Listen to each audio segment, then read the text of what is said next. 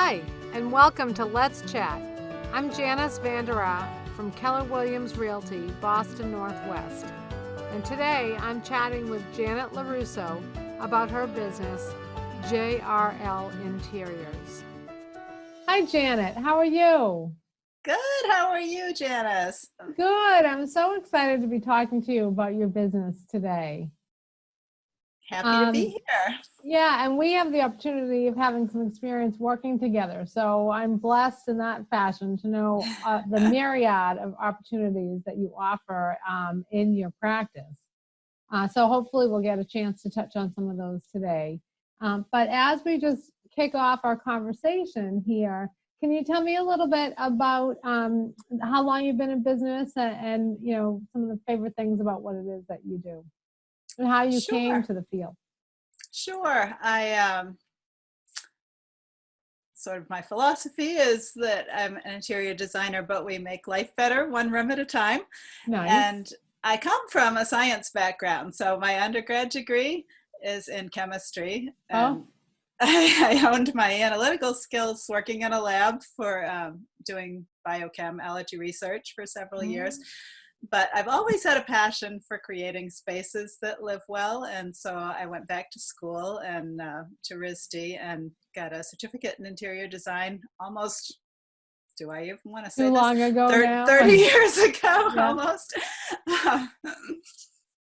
And design is sort of an alchemy. It's part art and part science. And so it puts together all the pieces that I think I am skilled at. And I love being able to use all the different pieces of what I can do.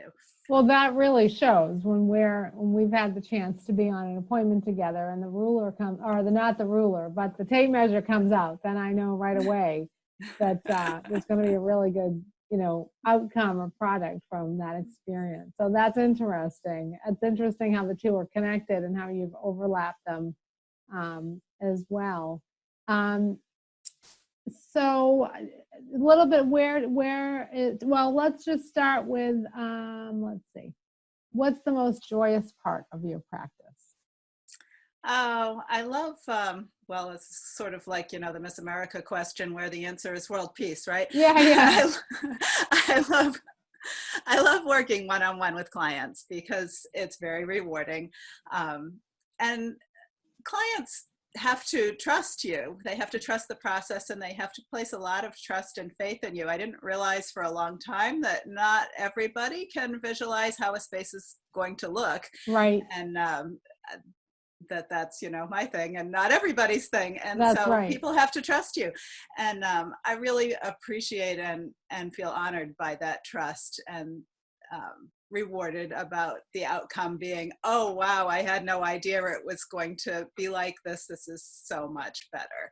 So one of the things that I'm always curious about with your work is when you begin the consultation process to design whatever it is that you're designing for your clients, how do you make the decisions about like what styles are going to be the right styles for them? Yeah, it's so client specific. So the wonderful thing about design, I believe so strongly that your environment affects how you feel. I mean, Consider how you feel on a sunny day versus a gloomy day, right? Oh, and it affects your whole mood and how you operate and everything about life. Yeah. So your house does the same thing. So it's really important to create an environment that supports how you want to live. And that's going to be different for everybody. So a lot of the beginnings of a design process is understanding the client and understanding what their goals are and how they want to feel in a space and how they want to live in a space, because that will inform all kinds of functional decisions and comfort decisions, as well as aesthetic decisions. So you must have some very probing questions that you need to ask people at the outset. Yeah, and we ask people to think, and words are sometimes hard for people to describe how we ask a lot about how you want to feel in a space. Do you want it to feel calm? Do you want it to feel energizing? I mean, people don't want to feel anxious, and they often do in their spaces, and they don't they don't know why. So Right. part of it is diagnosing what you don't like, Yeah. and part of it is diagnosing how you want to feel. So there's a lot of back and forth, and then using some visual tools like Pinterest or whatever. I often ask people to go in, and I'll create a shared Pinterest board for them and ask them to pin 5 images that they really like. They don't even have to know why they like them, and they don't have to like everything about them. And then we'll go through them and say, okay, these common factors in the things that you like tell me that you probably lean in this direction. Or and I'll conversely ask them to pin 3 images of rooms that they really dislike. Oh, And that interesting. helps too. So you can sort of hone in on where people are by getting feedback. It's a back and forth process. Interesting. So that sort of leads into the next question about sort of how are you doing your business now, and where do you, that could be in relationship to COVID-19, or just in terms of, what changes have you seen, and where do you hope to see your business grow, or what direction are you moving in with your business? Yeah, I feel very passionately about this, and so I think that there are a lot of ways to still communicate. The whole shelter in place thing is a nightmare for so many businesses, and not surprisingly for mine as well, has had to pivot to do some virtual work, as I did a virtual consult the other day with somebody, which was great, because I still want to be able to help people. I will even do virtual paint consults now. I've just added that service. Oh, wow. Yeah, because those kind of decisions are so important, and people are trapped at home now, right? So they're looking around wondering, Lots of how am time to paint. I'm not happy with this. They're seeing all the things that are wrong. So, I expect an explosion of business once the restrictions are lifted a little bit, Yeah. because people have spent a lot of time analyzing their houses at this Right. point. But paint is really, really important. If the undertones in your color clash with fixed finishes in your room, it'll be very unsettling, and you probably don't even know why. So we Right. can help with that kind of thing. If the composition is not quite right, it feels unbalanced and uncomfortable, and you don't know why. And well, you know how I feel about lighting. That is, Yeah. my hot button. Getting that right is one of the simplest ways to improve the mood of a room. So being able to assess those things even virtually by FaceTime or Zoom or whatever is helpful for people, so we can continue to help people even in this. And then you can't function in design without physical samples, so we'll mail samples and then have Zoom meetings to talk about the design, and you can share your screen, and there's all kinds of ways around the physical in-person meetings that Yeah. we've been able to implement a little bit now to get through and work with this phase of life that we Yeah. hope will not last forever. Right. I think we'll see some changes, though. I know in my field, I think we're going to see some changes that will be here to stay. I don't know what those are yet, but I think there will be some fundamental changes to the way we do business. Yeah, I think so too. People are finding it's, I think, easier to be able to have meetings virtually. You save all the commute time, Me too. Yeah. Some of that is, in-person meetings are critical for some things, but there are a lot of things you can do by virtual meeting, and I think that will become a norm. I think home offices will explode because people are finding out that working at home is either horrible or really nice. Yeah. I know people that are in both camps, actually. Yeah, but I know. Yeah. I know. So we're offering virtual consults to help people figure out how to set up their home office and how to make that work right now too. So interesting. Yeah. All kinds of things out there for people really to get assistance with, because I think we're probably in this situation for a longer haul than we thought. I think so too. This work at home situation, at least for many people, I think that's the case. So one of the things we talked about ahead of our call was, one of the things that I admire about your business model are, there's a myriad of things that you offer in terms of all related, obviously, to design and decor. But, I wondered if you'd talk a little bit about some of the work that you do with folks in transition and re-nesting, and that little offshoot about some of the other sorts of things. I think people might not know that there's an opportunity to work with a designer such as yourself that offers a program, or a service for them to figure out that move part of, Right. their life and that kind of thing. So I think that's, Yeah. it's different than how am I going to decorate a room, or what am I going to, Right. that Right. It's piece kind that of you tied offer. up in both pieces, but life transitions are so stressful anyway, and moving is one of the biggest stressful things, Right. Right. in your business, of course.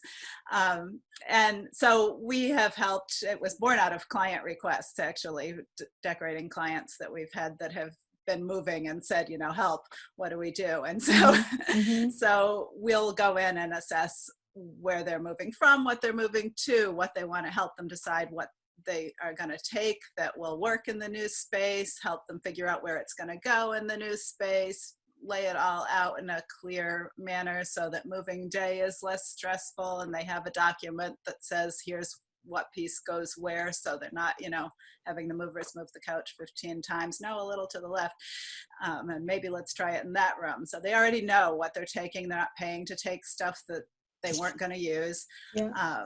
They know what pieces they might need to fill in a new space. If the things that they have don't work, we've taken stuff out and had it reupholstered or reworked or repainted or upcycled or whatever to help it work in a new space. We've even had custom draperies redone for people to help them transition to a new home. So and we've done some of that work remotely. I've had clients that were moving from far away to here that sent me pictures and measurements of their stuff. And then we measured up the new space and helped them figure out what of their stuff to take, and talked through what's important to them. And I just think that's such a valuable service in terms of, the efficiency of the move. I just yeah, I mean, think it saves time, it saves money, it saves stress when you need to save stress. Yeah, so. yeah. One of the things that that's sort of, I hear running in the theme of the conversation, is a real passion for really trying to help people, and then so that they end up in an environment that makes them happy. Yeah, so exactly. It's clear that that's part of the joy of the work that you do. Yeah, that's the driving force, I think. So what's the least favorite thing about? Oh, well, people assume this is a very glamorous job. It's really not as glamorous as it seems. I love everything about it, but there's a lot that's, not glamorous, a lot of behind the scenes stuff that goes on that clients never see. They never see you chasing down the installers, or following the orders, or following up on back orders, or tracking shipping, or figuring out when something goes wrong or gets damaged, how to fix it. And that all, it's like the duck paddling underneath the water, and it looks very serene on the surface for the client experience, but we're doing all of the paddling for them. So it's great for them, and that's, part of our job, and we do that. It's not the most glamorous part. And then, of course, schlepping samples is not at all glamorous. Tile is really heavy. Right. So. Right. Yep. That's great. Anything else that you would like? I'm just looking at my list of questions here. Tell me a little bit about where you feel the success that you've had, right? You're an independent business person with a tremendous amount of success and wonderful, practice to offer to people and services that you provide. So what are some of the things that you think you've done that have helped you to be successful? Really important, and we're always refining and honing this, but it's really important to have processes and so that people can feel comfortable. I think that it's important to refine what you do and why you do it. You know, it takes years and years to sort of filter down to what you've got, figuring out how to price things that make sense for everybody, figuring out what your process is going to be and how you're going to work through a project from beginning to end. There's so many moving parts in this business, and having that all streamlined and having the tools that you need to make the processes smooth so nothing falls between the cracks is really important. Going forward, learning, you know, the virtual tools and all of that stuff is another whole level of learning curve that we're working with now. And so that's been interesting and exciting, and, you know, another thing to do. I'm finding it interesting and exciting as well. I'm finding I have the same sort of sense. Sometimes it's daunting, but mostly try to think of it as interesting. And it's, you know, it's a whole, I love to learn. I'm a lifelong learner. So, you know, staying on top of everything is important to me. So learning the new technology is important to me, and keeping up on what's new in kitchen and bath design is important to me, and finding out what the latest furnishings offerings are is important to me.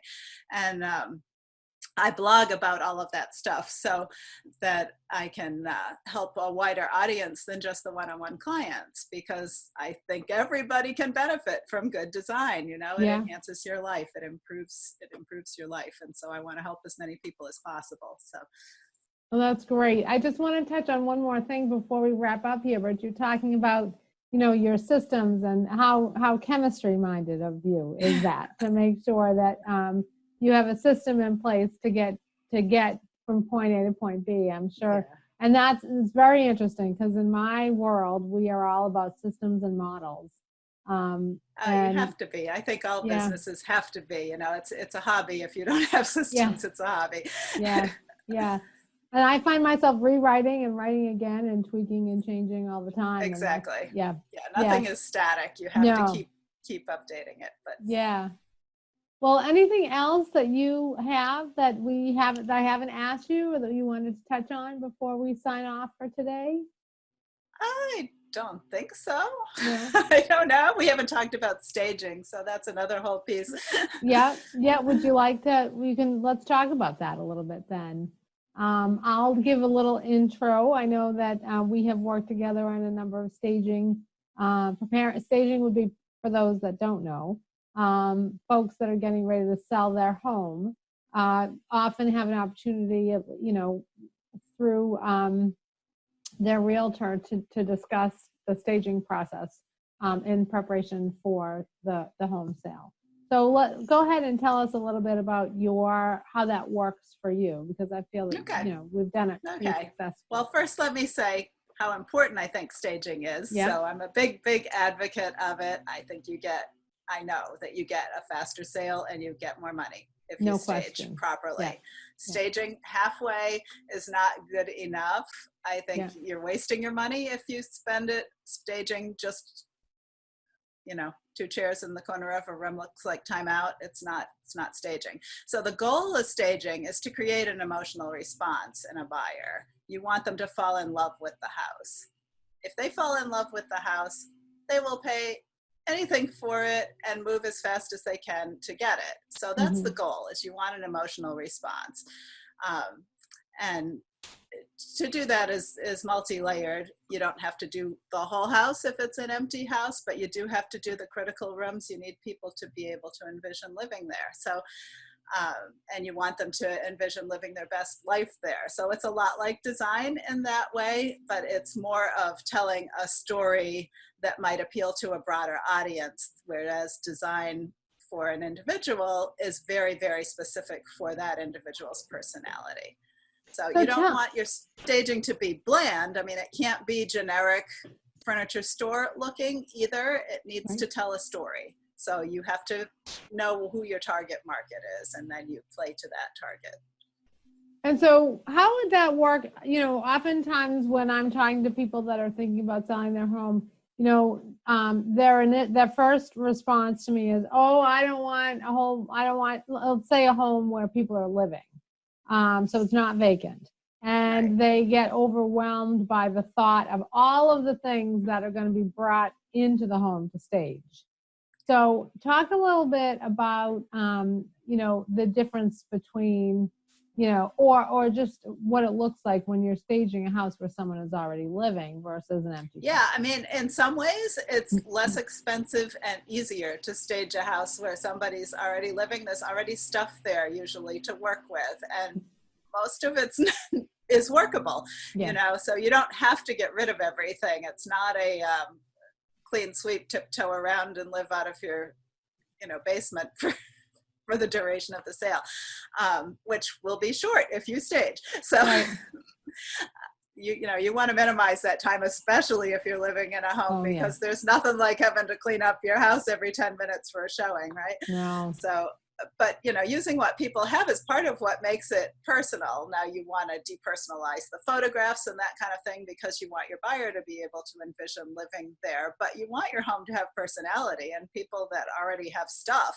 have personality to work with. So usually it's a similar personality to what you're looking to sell to, or at least a similar demographic. So it's not as hard to stage an occupied property as people might think. It's just a little your less stuff daunting. only better. Yeah, interesting. That's what I found too, that if there are things in the house to work with already, it's a great place to start from. And almost without fail, anybody we've done an occupied staging for has said, I wish we'd done this before. We could have lived like this. Right, yeah. Every single time. Every time. Yeah, every time. And if you're going to edit stuff, you might as well edit it before you pay to move it, right? So. Right. That's right. And the sooner you have those conversations about, just how you're going to live in the space and how we're going to present the space, it gives people an opportunity oftentimes to enjoy the space as they make the decision. And if you're thinking you're going to sell even 5 years down the road, it might be a good time to engage a realtor and a stager now to find out what you should change first. Because if you need to update your kitchen or your bathroom, you might as well enjoy it for 5 years before you sell the house. Don't do it just for the next buyer. That's right. It's never too early to start the conversation, right? Yeah. Great. Well, it's been a pleasure chatting today, and I'm so thankful for your time and the opportunity to learn a little bit more about you and the chemistry background, and a little bit, and obviously talk about your business, which I have the opportunity to know on some levels, but not always, to the depth that I might be able to do in a one-on-one conversation like this. So thank you very much. Well, thank you. It's been a pleasure.